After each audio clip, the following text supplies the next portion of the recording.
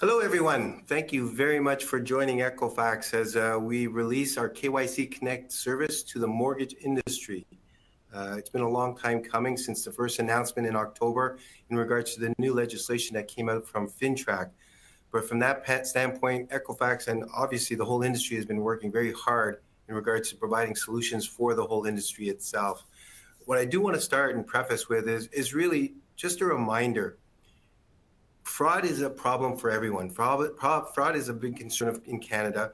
And really what we're trying to do right now is have responsibility for everyone to take a part in regards to fighting that type of fraud. From that perspective, I mean, I've always told a lot of people, especially in the mortgage broker industry, we've gone from about 5% of the business in Canada to up to about 45-50% of the business now today. And to that degree, as I've mentioned before, with great power comes great responsibility. So to that degree, we're here today to provide you again a little bit of a recap in regards to understanding what you need to do in regards to preventing fraud in accordance with the FINTRAC requirements. But at the same time, I'll be very candid, we're also going to provide to you what Equifax is doing to help the industry as well in regards to who we're working with and what's being released out there in the very near future. So from that perspective, I just want to introduce my co-presenter, which will be Cheryl Prince, who is our director into fraud consulting, and she's been doing fraud for the last 20 odd years with multiple large FIs and such. And myself, Eric Pobletti, director of mortgage and housing solutions. I'll take the second part where I introduce our products and some of the logistics behind that. I will hand it over to Sandra, who will provide you with some of the logistics in regards to how we're going to run this webinar. So Sandra, take it away. Great. Thanks very much, Eric, and good afternoon, everyone. Each area within the On24 webinar platform is responsive, so you can maximize or minimize each widget or box on your screen based on your viewing needs. There's an Ask a Question widget underneath the media player, so feel free to enter any questions you may have, and we'll try and address them throughout our session today. In the event there's too many questions to get through, we'll reach out to you individually to follow up in the coming weeks. Our presentation and some related content in English and French are available for download in the related content area. And our session is being recorded. You'll receive the on-demand link via email tomorrow. We'll also have some polling questions today, so keep an eye out for those. You can provide your answers right within the platform by selecting the appropriate option when it appears on your screen. Some additional features you'll notice on the bottom of your screen are reactions. Let us know how we're doing. Register now for our two upcoming webinars, Consumer Credit Trends on September the 12th and Fraud Trends on September 26th, as well as our survey and contact us. Feel free to check any of these out and provide your feedback. We really appreciate it. Now let's get started. Cheryl, over to you. Perfect. Thank you, Sandra and Eric, and welcome everyone. Thank you for joining us today. So we just heard Eric mention the fight against fraud and financial crime. And I'm often asked, what does that have to do with compliance? Why does that matter? How am I supposed to keep up with following the rules and also chasing fraud, making sure that I'm identifying my customers? What does this all have to do with KYC? Well, first, I think we need to have an understanding of what money laundering and terrorist financing are and how they can be and remain common threats throughout Canada and internationally. So when we think of money laundering, we know it is the process used to disguise the source of funds that criminals receive as part of some of the serious crimes that they're involved in. So things that we're seeing in the news today, very commonplace. We're seeing organized fraud rings looking at auto, lots of headlines about auto theft. We see stories about the drug and weapons trade. Lots of times you'll turn on the news and there's a table full of guns and drugs. There's stories about human trafficking. All of these and other serious crimes are real drivers for money laundering. And this is where we can all do a part to help prevent that. Now, when we think of terrorist financing, just as the name implies, this is where funds, sometimes from these illicit sources, use their funds to help source terrorist activity. But that's not to say that there couldn't also be legal funds funding terrorist activity as well. Things we all need to consider as we're looking at compliance and the Act. It's not enough just to focus on checking the boxes and fulfilling your requirements. It's important to understand why we're here and why we're doing it in the first place. So before we get into a little bit more about compliance and KYC and what that means to you, I want to touch on some of the consequences of money laundering and terrorist financing. So I'd like to have a poll right now and get your thoughts. Sandra, if you could push the poll for us, please. So what are some of the consequences of money laundering and terrorist financing? So we have a few options and you can pick all that you believe apply. So societal. Are there societal impacts? Do you think it's more economic? Or is it just strictly political? Is it more about the financial aspect? We've seen a lot of headlines talking about penalties that have other organizations and reporting entities have faced. Is it about the reputational damage? What are your thoughts? Right, I see people are selecting some options. Going to give everyone a few more seconds to respond.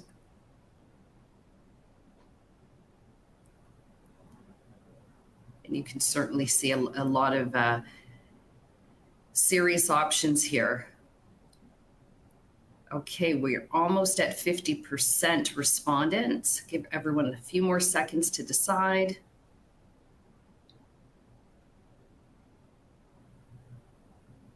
Okay. I think we have hit a good mass, so why don't we take a look at the results?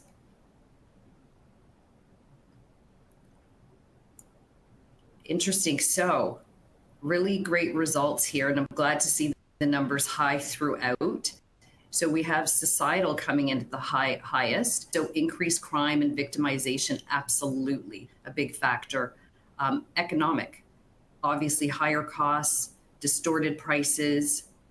We definitely see erosion of trust in these types of cases. And certainly the financial penalties and fines, as we'll touch on a little bit later, are certainly cause for concern of all of us involved in trying to mitigate some of these issues and concerns that are really plaguing the industry with money laundering and terrorist financing. So we can see overall, and I thank all of you for your feedback, the consequences are vast and there really was no wrong answer here. They all are correct. And we know that these are some of the key reasons behind why we're here today. This is the reason why we have the Act in the first place, is to do our part to mitigate fraud, financial crime, including money laundering and terrorist financing. So FINTRAC, we all know that FINTRAC is, their main obligation is really to help facilitate the detection and prevention and deterrence of money laundering and terrorist financing. So what's new? Well, we see here, and part of our discussion today is helping you prepare for the changes coming October 11th. So we know the mortgage industry will become newly regulated reporting entities. So let's dive into a little bit more about what this is going to mean for all of you. So these are the 6 main categories of FINTRAC's guidelines. And you will see highlighted in red is really where we are going to focus today. But of these 6 guidelines, there is implementing a compliance program, transaction reporting, record keeping. Again, this is going to be our focus today, and we'll dive into that in a little bit more detail. There's also additional requirements, and these requirements are standalone requirements, don't really apply to you. They're more focused on money service businesses and other corresponding banks. There's also ministerial directives, And now these are directives that are issued by the Minister of Finance directly. And then we have what is a little more near and dear to my heart, although all aspects of the guidelines are, but knowing your client. And this is where we're going to spend some time and talk about how Equifax can help you do that.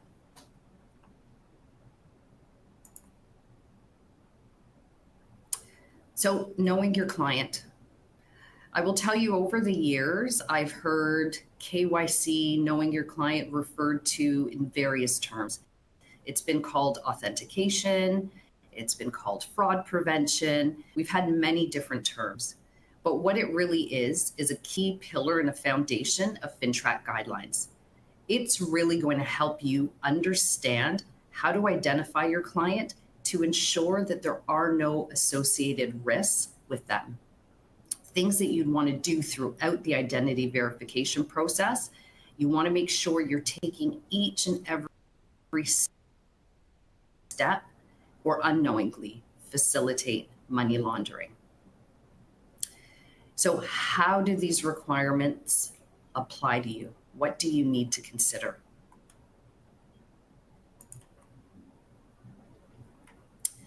Well, here you see the 4 key components of knowing your client, the steps that you're going to need to take. So first, anytime you're going to enter into a business relationship with a borrower, you must verify their identity. Now, this one is one that's interesting because I tend to get a lot of questions around identity verification, and we're certainly going to get into that in more detail. But a couple of questions that have come through that I have seen relate to what brokers are doing today, October 11th. So today, many of you may take a driver's license. You may meet your client face to face. Come October 11th, the difference there will be that you will to fulfill your record keeping obligations. So there are specific components that you're going to need to record and store to show that you have done a proper identity verification. Now, on the other hand, many of you have told me that you may meet your client virtually. And so in meeting them virtually, they may, through different methods, send you a copy of their driver's license, for example. Come October 11th, what will be required is for you to do your due diligence to ensure, if you are meeting them virtually, that the ID that they have provided is in fact authentic.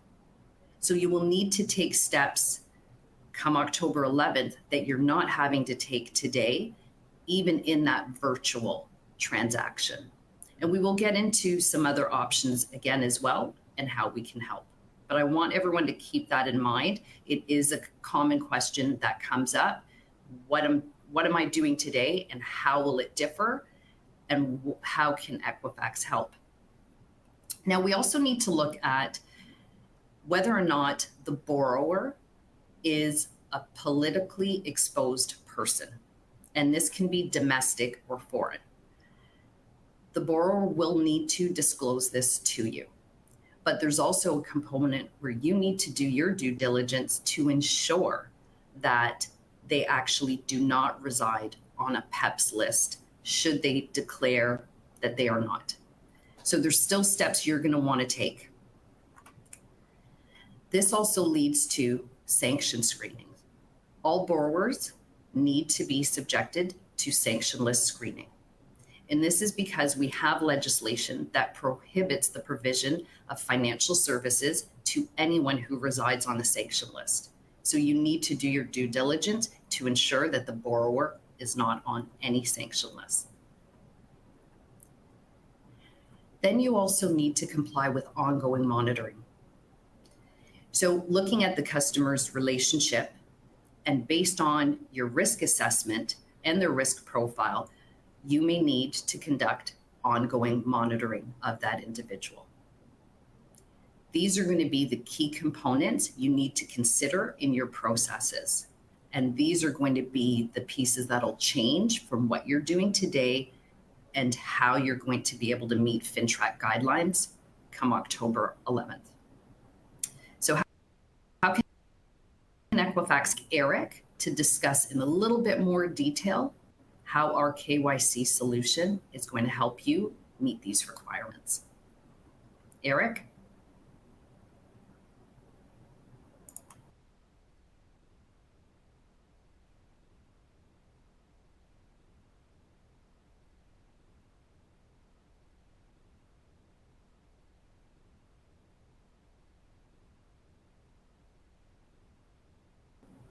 Eric might have you on mute. I do. Isn't that silly? I'm so used to doing live presentations, Sarah. Thank you very much. So, as I said before, though nobody heard me, thank you very much, Cher, in regards to providing everyone the baseline in regards to what's being required from a FINTRAC requirement.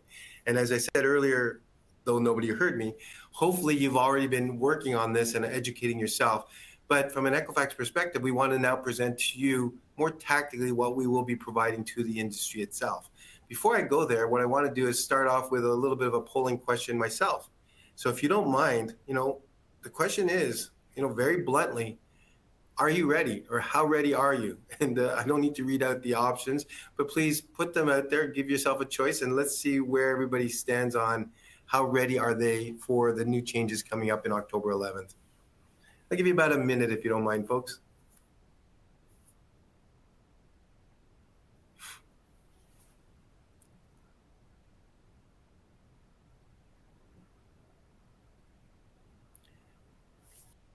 My biggest fear is that it'll all come out as I have no idea, but I certainly hope we don't end up there. So good numbers. We'll keep going. Just go another 30 more seconds. We'll try to hit over 50% and then we'll move on.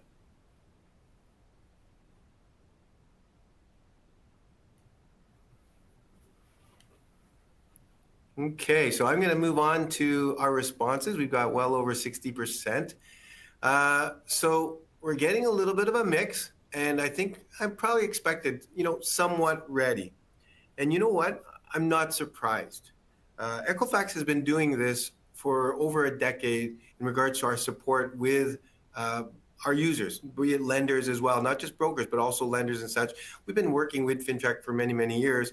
And I don't think even our customers today say they're always ready. And the reason being, when you look at things overall, it's a tough solution. So I'm going to start off first. We are introducing KYC Connect for brokers. So thank you very much. Equifax, as I mentioned earlier, we've had experience with providing many different KYC products for many of our customers in the past. The difference today is we wanted to work very closely with the whole industry to provide what we would consider the most efficient process. And I do want to put out a shout out right now and a thank you to some of the platforms out there that have been working with us. Boss Platform, Scarlet, and as well as Mortgage Automator. We've been working with many of these platforms to help put together the right solution for the brokers because it is a complex issue. So what is the right amount? Not too much, not too little, but understanding that there is still a lot of education that's still required. Over and above that, record keeping. Do you have the capabilities? We have to incorporate those products. I will put out a quick apology, and you don't hear this very often, but I will say this. Because of the complexity and the integration of all that we're doing today, I will say that we are still developing the product. I know the timeline is coming up very, very quickly. So I will apologize to everybody if you haven't gotten on board and there's still development work to be done. But at the end of the day, Equifax is providing an integrated solution, which will minimize what you have to do today, but still provide you enough information to meet those requirements from a KYC perspective. Over and above that, just to give you a little bit of the pieces in regards to what we're doing, what we're trying to do is work with what you do today where you pull a credit file from Equifax as it stands today. Then from there, working with the platforms that we are working with in the process, you will be able to then select possibly some of the services that are available, which include AML Assist single and dual source, which allows you to verify the individual. We will allow you to then select PEPs and sanction screening. We also have a document verification services, and I'll elaborate a little further in regards to that. But the process that we're doing is what we call a waterfall process. We're not providing a one-size-fits-all, here you go, pay for everything. What Equifax has decided to do is provide to you, the brokers, a chance to really start to work your way through the different levels because if one of the processes fail for KYC, it allows you to go to the next level and then to the next level. And when we do that, basically we make it much simpler for you to use, but at the same time, we also maximize the efficiency of cost. If you're just doing a PEP scan list, which is the prime, the very basic level, from Equifax, you're looking at essentially 65 cents for that scan PEP list. But if you have to go to the full POP where you have to get everything done, including dual authentication, verification services, and so forth, you're actually looking at a service call.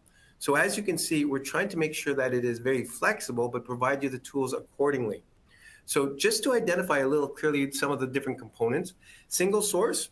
Now, whether you knew this or not, you've actually have had single source on your credit file today. It actually exists. If you look in your credit file today, you see an AML service, which is called single source. And theoretically, if all that passes, you already have what you need in regards to the KYC or the AML requirements from FINTRAC. But you certainly have to record that information as part of the secondary part of it. But if it doesn't pass, then we also now provide a dual source capability where we now looking at additional trade lines to be able to pass that individual from a KYC perspective. And over and beyond that, we look at different sources in dual source, which includes independent and reliable sources that are outside of the credit file itself to help you to identify that customer and KYC it. So when we look at all the solutions, just very specifically, and this is more of the intrinsic part of it, when we look at AML single source, when we're looking at FINTRAC obligations, we've highlighted actually the key components that FINTRAC is looking for you to record. So you don't have to record all that information, but just those key components is really what FINTRAC is looking when they come to you and come to your table and ask for an audit. That's the information that they're looking to pass. But for whatever reason, if that doesn't pass, as I mentioned before, we get into dual source. And if you look at the components in dual source, those are the items that FINTRAC will be looking for in regards to passing that consumer. So when you're looking at your KYC obligations, be it single source or dual source, Equifax will be providing you the different line items so that you'll be able to record it or have Equifax record it and provide it to the FINTRAC auditor if they come and knocking on your door. But over and above that as well, we also provide the PEP list, politically exposed, as well as a sanctions list, which was one of the caveats as well that's in our products and services. So people always ask, well, why do we have to do, politically exposed list or a PEP list or even a sanctions list, a terrorist scan list? If it's my brother-in-law or if it's my, my mother-in-law, if I'm doing a deal for them. Well, from that perspective, what we're trying to provide to you is the fact that from a FINTRAC requirement, you just have to prove that they're not on these lists. And to that degree, I'll be very candid with you, just because you say you know your mother-in-law, your brother, and you've known them forever, does not actually entail a physical proof for FINTRAC. So to that degree, we always call this the bare minimum. We really say that the bare minimum is really the PEP list that we should have. So just to reiterate from a pricing perspective, again, in case some of you missed it, I think it got chopped a little bit. When we look at the PEP list from an Equifax perspective, we're looking at 65 cents per individual that you do track. And again, as mentioned, if you go fully, where you go through all the different processes, including the DVS, which is a verification services, you're looking at essentially less than $3 for the whole transaction. Verification services, I won't get too much into the nitty gritty of how that works, but essentially many of you are familiar because you probably have done this before. This is where you would take actually a video of yourself where your consumer would be contacted. They take a video of themselves, they actually take a video of their ID, and then there's a comparison done in regards to the two. And this is done live. So definitely from an Equifax, we will also be providing DVS services, and that will be part and parcel to the package itself overall. So fairly straightforward, but again, remember, we're focusing on two key items. The key items we're focused on is really your KYC strategy, which includes identifying the individual and doing it in an easy manner. But bear in mind, you're coming from Equifax. We're providing you the vast amount of information in multiple sources because we have information or we are privy to that information. And to that degree, it's a very robust database that we are able to provide you that KYC strategy. And at the end of the day, as I mentioned earlier, because it's a waterfall approach, these are actionable results to the degree that you don't have to do everything, but as you go along, if you need more, it is available to you in regards to a dual source or a DVS or what be the case. And lastly, we also are providing to you, and this is probably one of the reasons why there's a little bit of a delay, we're also going to be providing record-keeping data. As you may or may not be aware, if FINTRAC does come out for an audit, you have 30 days to comply with all the data that you've been collecting. So from an Equifax perspective, what we're going to be doing is actually providing to you a PCI, PII compliant platform, which allows us to store all that data in that manner so that when you do request it from Equifax, we can have it readily available to you fairly quickly so that you're ready for your audits itself. So over and above that, just to summarize, the interesting thing that I've had as I've had many conversations out there is the whole premise around, is there a solution that basically addresses everything? Can I not just buy something that will be FINTRAC approved? And I need to be very clear, there is no such thing as a FINTRAC approved product or service because FINTRAC does not certify anything. What we will do at Equifax is provide you with as much guidance and services to help you to meet those requirements, but it is your responsibility to enact those products and services and to do your due diligence. Because really, FINTRAC is more about the concept than it is about a checkbox itself. And again, be aware that when you have to have that ready, when FINTRAC does do an audit, certainly you have to have all that information ready within 30 days notice. One thing that was mentioned, and I noticed it on Cher's poll, was reputation itself was not very high in regards to a concern. But I will say, and I will emphasize, reputation is very key in this industry. I've been in this industry for over 13 years, and I'm going to say that your reputation is probably one of the most important things. I'm not going to name names, but even more recently, people have seen over the last 6 months, many major banks and some brokers out there, they've had their reputation jeopardized because of penalties or things that they hadn't done. So it is critical for you to realize that your name, your business is very important and your reputation is very key because keep in mind, one of the sticks that FINTRAC does have is the fact that they can publish any information in regards to things that they are auditing, be it your name, be it the processes that you're doing and the dollar amounts. So keep that in mind in regards to, what is the consequences overall. So we have a little bit of time for questions. I've got about 3 minutes. I apologize. There's so much that we can do, and I certainly want to talk more. But do we have any questions, Shoaib, that you have there that you want to highlight? If not, Cher, did you have a question that you wanted to highlight that you can see there on the customers?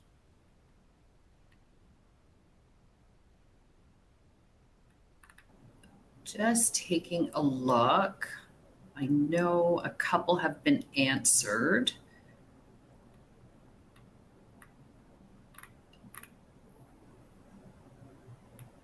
So I think there's a question about whether or not